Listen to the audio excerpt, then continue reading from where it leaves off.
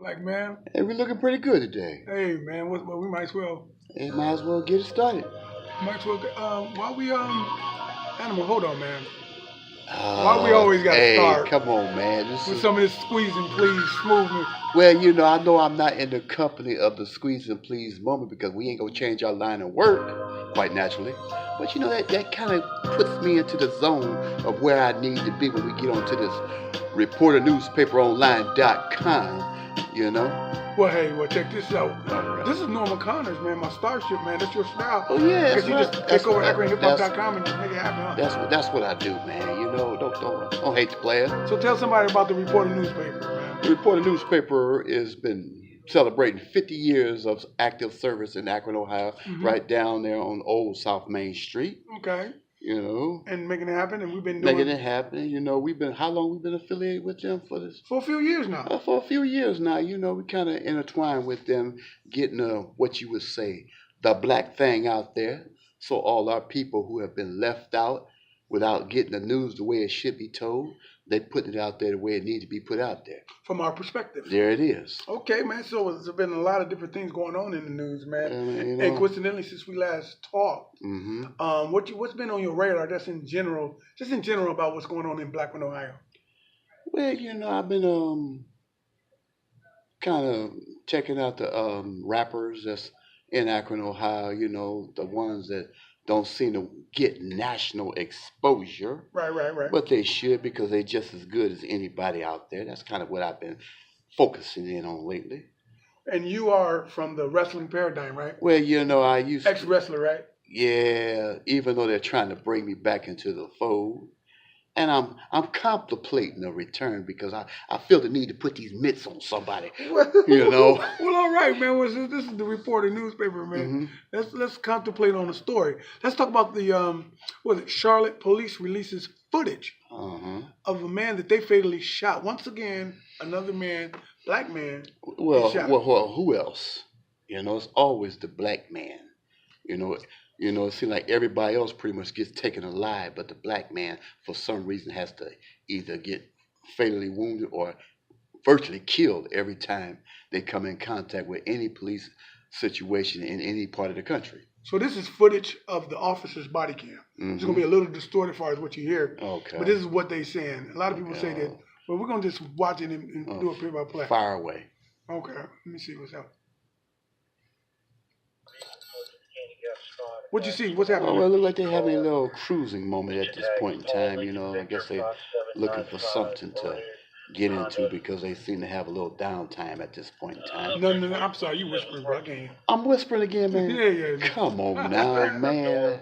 Okay. I think we can kind of move it along. Okay, just move right along. Let's get to the bare facts. What's happening now? Okay, right now it seems like we at the Burger King restaurant, and the police had his firearms drawn. And right there's a black man kneeling on the passenger side of his car. It seems as though he may have a weapon. That's at least what they're saying. So what we're going to do, we're going to just watch and see this play out and see how this unfolds. Now from my vantage point, I don't see no weapon. But my view is look at him though. Yeah, he's just down. He don't look like he's. I don't see him with a weapon. She distorted as well. Yeah, she's in the way. She's kind of blocking the, Oh, Lord.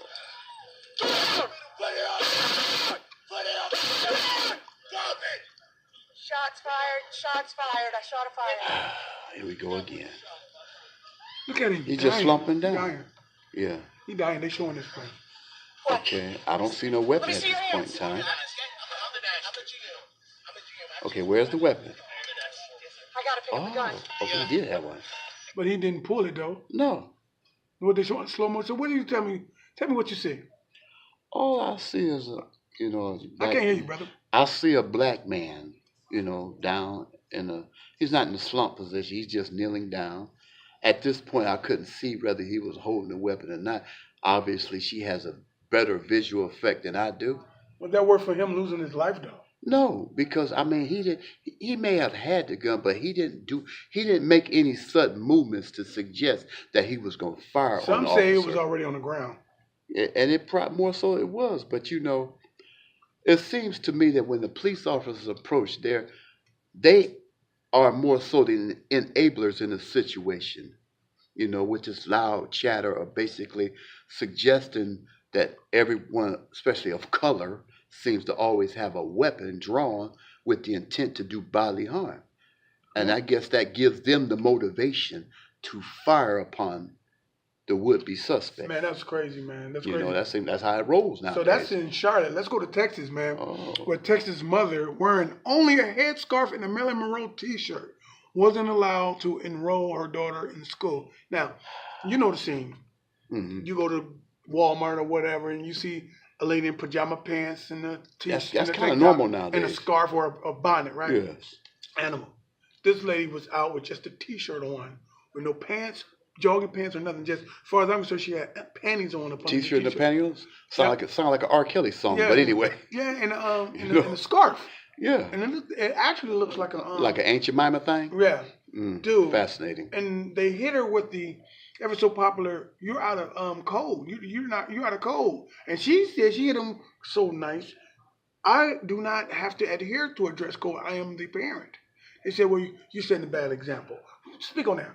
Well, I think even though you're not a student, you're the parent, you may want to set a good example for the child that you're enrolling by not coming up to the, institutional half dressed. Because that's still, regardless of whether there's a code in place for adults or not, that is, in my notion, out of order to be coming anywhere dressed like that. That's just my take on the situation. Did you think that was a good look for our people? No, it wasn't. Explain. Why was that not a good look, man? Why sisters shouldn't be out there? Well, see, one thing about it, black folks always have a tendency to talk about what everybody else is doing to them to make them look negative in the eyes of the people, but they don't never focus on what they're doing themselves to bring that negativity upon. And coming out there dressed like that when you're obviously taking care of business of sort because you're trying to enroll your child in school, that's just not a good look. That's my take on the situation. Well, look, man, let's this stuff is crazy. There's so much stuff to be found on the reporternewspaperonline.com. Yeah, that's what they do. As you can see, Wendy Williams, we're in the entertainment right now. Wendy Williams moving out of her sober living house after filing for divorce, so she's definitely getting a divorce. Yeah. Michael Jackson's bodyguard supports allegations, supports the victim's claims of being dealt with on the train station. So you're telling me, even though this man is in his grave, they're still, trying to besmirch his name? That's what they're doing, and the guy is dead? What about this on the Real, which is a TV show?